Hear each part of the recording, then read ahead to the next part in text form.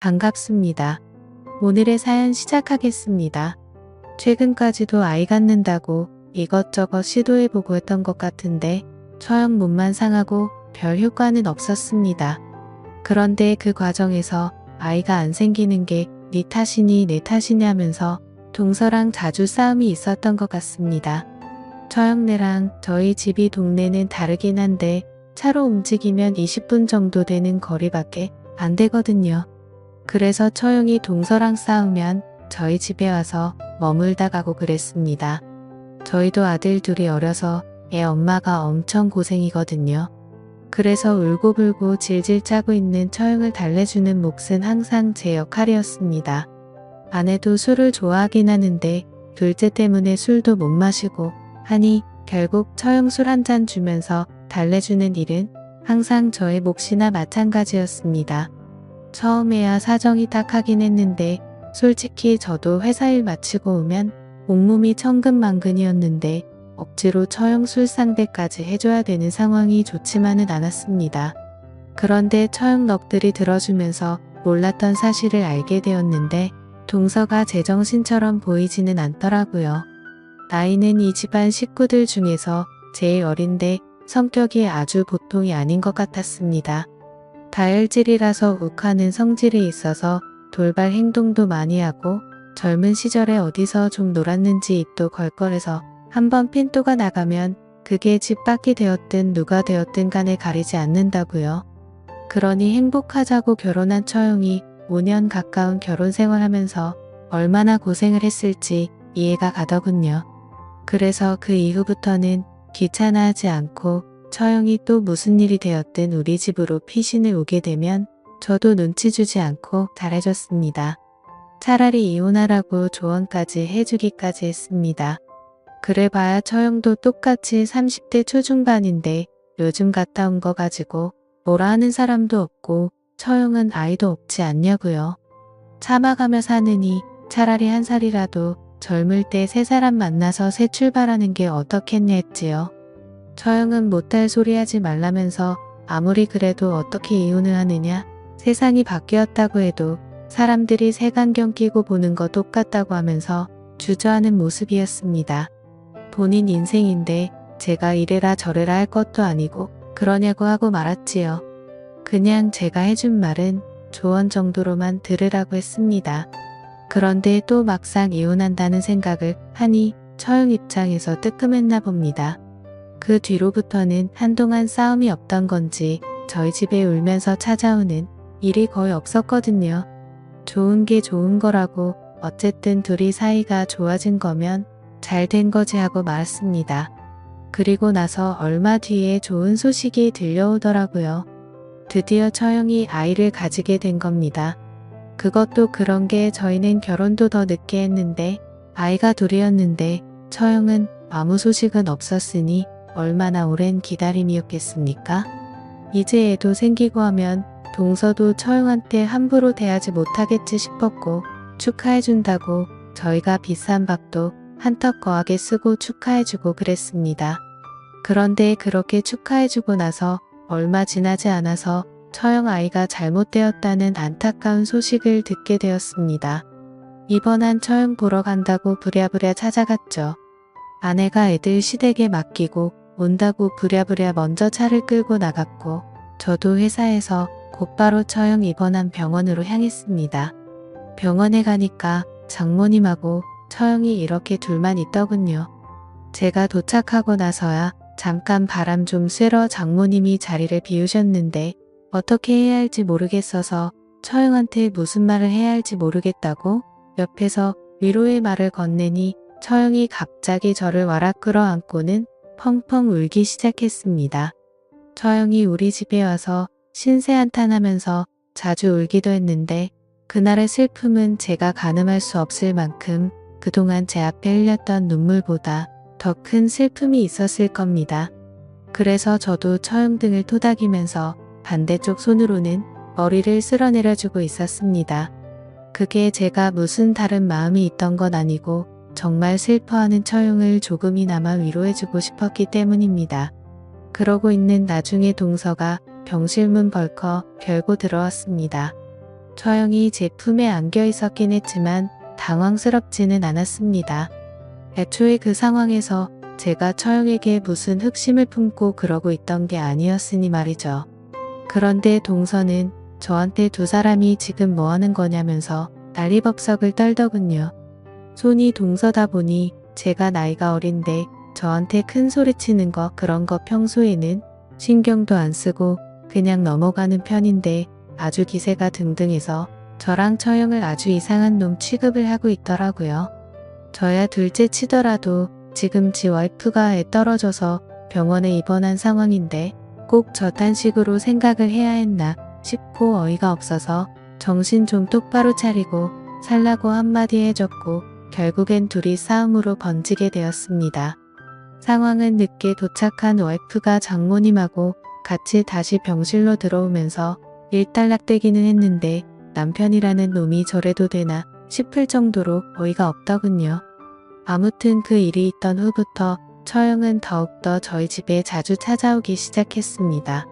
그동안은 그래도 뜸하게 찾아왔는데 이제는 틈만 나면 찾아오는 것 같더라고요.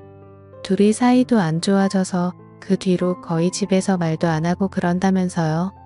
거의 이틀 3일에 한 번꼴로 찾아오고 그게 나중가니까 아예 자고 가기 시작하고 자고 갈 때는 재울 곳이 머뜩찮아서 제가 거실 소파에 이불 피고 자고 방에서 아내랑 둘이 자기 양보를 해줬거든요. 처형은 제가 자기 때문에 소파 생활을 하는 걸 보고 미안해하면서도 제부는 참 친절하다던지 자기도 제부 같은 사람을 만났어야 하는 둥 연상의 남자가 역시 좋구나 하는 둥 제 칭찬도 같이 섞어서 하기 시작했습니다. 저는 당연히 그게 저한테 미안하니까 제 기분이라도 좋으라고 하는 소리라고 생각했고 그러다가 문득 둘이 화해를 안 하는 게 혹시 그날 병원에서 제가 동서랑 대판 싸웠던 것 때문에 그러는 건 아닐지 하는 생각이 들었지요. 처형이 측은하기는 했고 언제든 우리 집에 찾아오는 거 괜찮다고 했지만 이 정도면 뭐 거의 같이 사는 거나 다름없으니 좀 그런 게 있었어요. 그리고 나 혼자 숙이고 들어가서 해결될 문제라면 충분히 그래도 되지 않겠나 하는 생각도 들었습니다.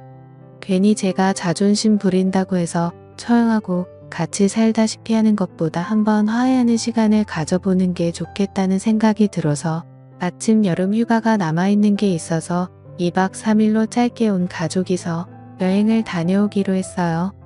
애들은 장모님께서 봐주시기로 했고 장모님께서도 둘 사이 좀 잘 좀 회복시켜 주던가 아니면 아예 둘 다 이참에 정리를 하게 하던가 저보고 잘 좀 부탁한다고 하더군요.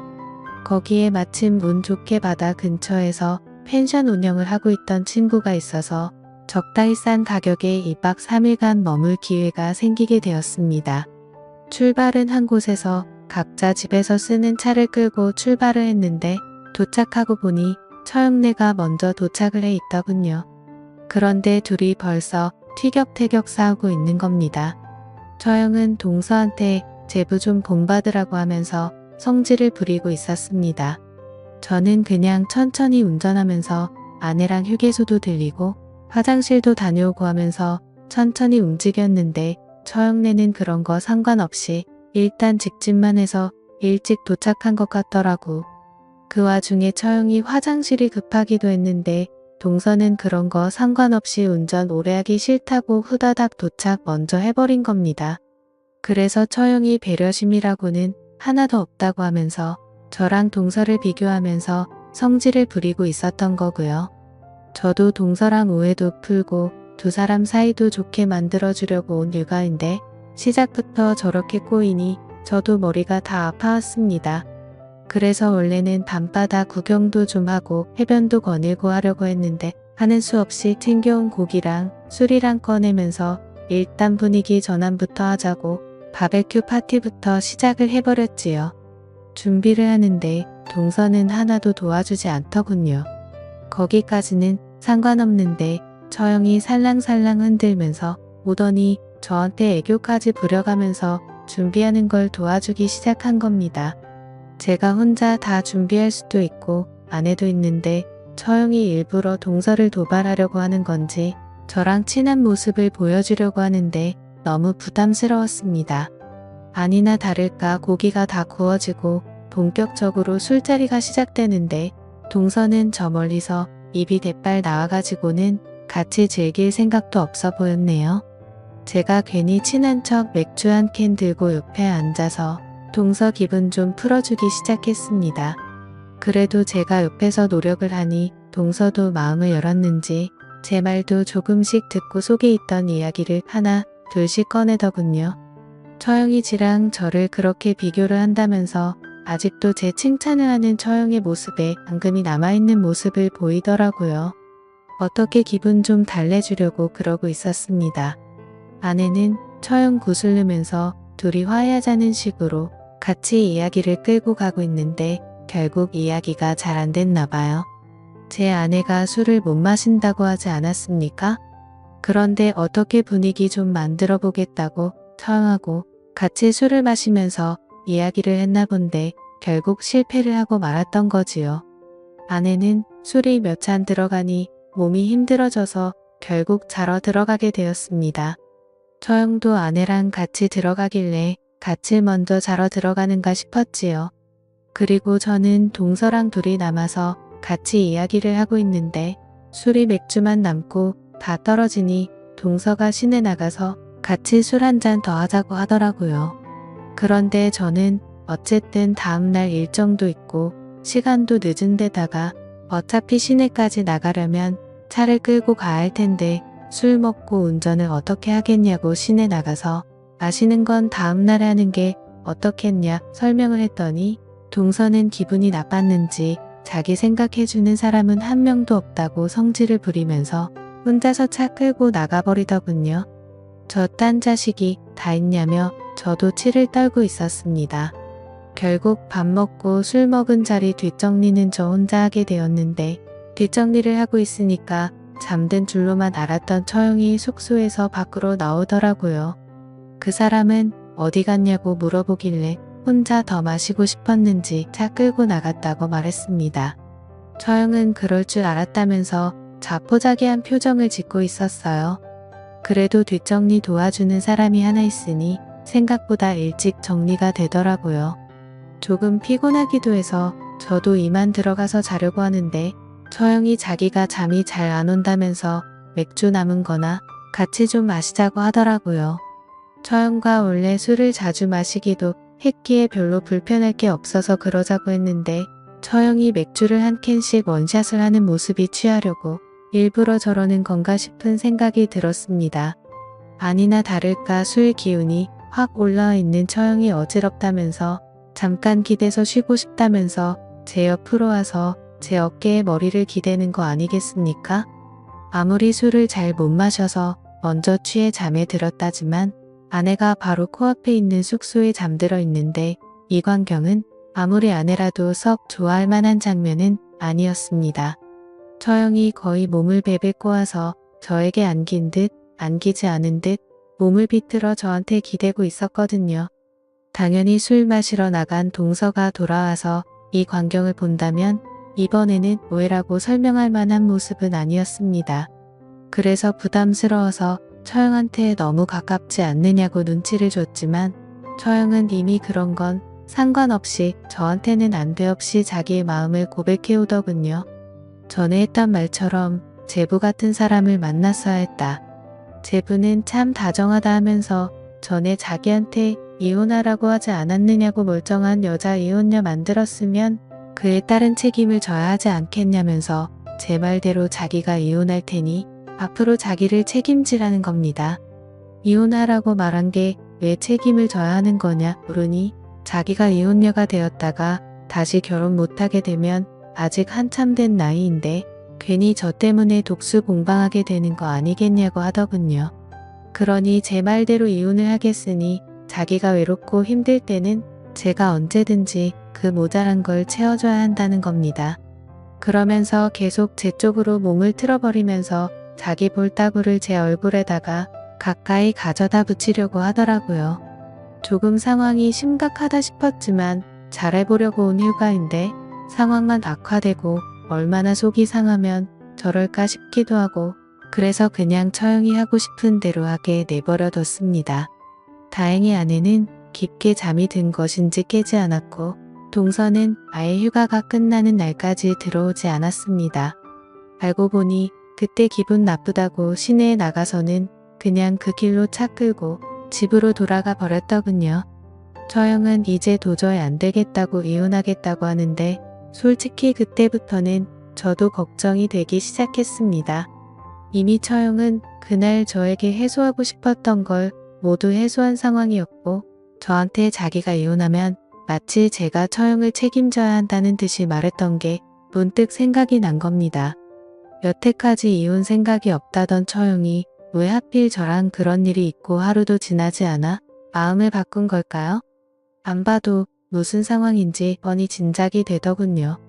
이러다가 정말 저는 처형이 필요할 때마다 따라 나가서 풀어주는 놀이개가 되게 생겨버린 겁니다. 그래서 그때부터는 이혼도 생각해보라고 먼저 말하던 제가 처형한테 그래도 이혼까지 할 게 뭐 있느냐고 말리기 시작했습니다. 그런데 이번에는 아내랑 장모님이 나서서 처형 편을 들더군요. 더 같이 살아봐서 뭐 하겠냐며 이젠 끝이라고 하면서 오히려 처형한테 힘을 실어주기 시작한 겁니다. 그렇게 결국 처형은 이혼을 하게 되었고 그 이후부터가 아주 가관입니다. 제 퇴근 시간 맞춰서 처형이 저희 회사 앞에서 저를 기다리고 있더군요.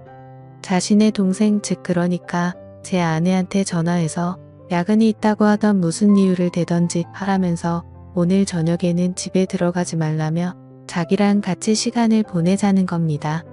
처형한테 이건 아니지 않냐고 몇 번은 설득을 해봤지만 도무지 말이 통하지 않더군요. 그래서 같이 좀 시간을 보내자던 처형을 뿌리치고 저는 그냥 집으로 들어갔습니다. 그런데 집에 돌아오니 아내가 말도 안 되는 소리를 하는 겁니다. 어떻게 자기 언니의 부탁을 거절할 수가 있냐고 하면서 말이죠. 처형이 이혼을 하더니 제정신인가 싶었습니다. 저희 회사까지 찾아와 같이 시간 보내자고 부탁한 걸 거절한 이야기를 다른 사람도 아니고 제 아내한테까지 했으니 말이지요. 그런데 아내의 이어진 반응을 보니 아내도 제정신인가 싶더군요. 아내는 당장에 다시 처형한테 돌아가서 처형이 하고 싶은 대로 하게 두라는 겁니다. 심지어 그날 휴가지에서 밖에서 제가 처형과 뭘 하고 있었는지 아내는 그 장면을 전부 다 지켜봤다고 하더군요. 심지어 동서도 그날 돌아오는 길에 처형과 제가 그러고 있는 걸 보고 이혼을 결심했다고 하는 겁니다. 결과적으로 처형이 원해서 한 것도 있지만 그날 저랑 있었던 일 때문에 동서가 이혼을 결심한 것이라 하더군요. 언니 인생을 그렇게 만들어 놓고 도망치는 건 사람이 할 짓이 아니라면서 저보고 처형을 끝까지 책임을 지라는 겁니다. 아내한테 그건 분명히 오해라고 설명하고 아무리 오해가 있다고 해도 남편을 지 언니한테 양보하는 동생이 어디 있냐고 저도 따져 물었습니다만 아내는 그런 건 중요하지 않다고 하더라고요. 가장 중요한 건 지 언니가 행복하게 살아야 한다고 하는 겁니다.